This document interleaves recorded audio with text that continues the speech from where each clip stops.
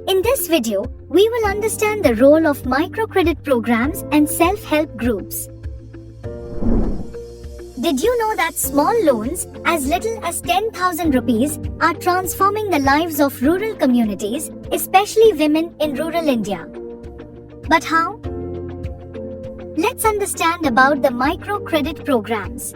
Microcredit programs offer small loans to individuals, enabling them to become self-employed by starting small businesses. Since they are not covered by formal banking systems, microcredit programs serve as an essential alternative, bridging the gap in formal credit delivery mechanisms. Due to the collateral requirements of formal credit systems, a significant portion of poor rural households were effectively excluded from accessing credit.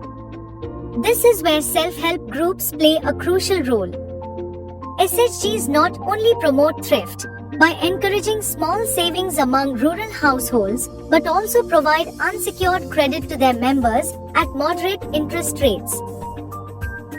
Let's understand how SHGs work. They collect small contributions from members, which are then pooled to provide loans. These loans are repayable in small installments at reasonable interest rates. They mainly target small and marginal farmers, agricultural and non-agricultural laborers, artisans who lack access to formal credit systems due to collateral requirements. By May 2019, over 6 crore women in rural India had joined SHGs, collectively managing amounts ranging from 10,000 rupees to 15,000 rupees per group. Additionally, they received funding for self-employment through the Community Investment Support Fund.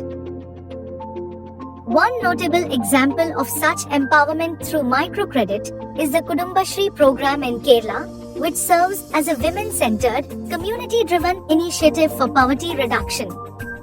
Starting in 1995, it began as a thrift and credit society, functioning like a small savings bank for poor women with the objective of encouraging savings. Remarkably, the program mobilized 1 crore rupees as thrift savings, and it is now recognized as the largest informal bank in Asia in terms of both participation and savings mobilized. Despite their success, SHGs continue to face challenges. Many loans are used for consumption rather than income generation.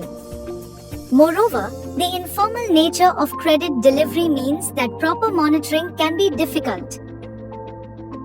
In summary, microcredit programs, particularly through self-help groups, have played a significant role in empowering rural communities by providing access to small loans.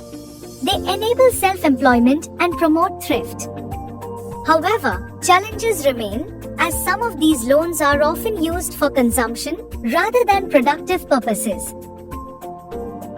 After watching this video, you should be able to answer questions as shown on the screen.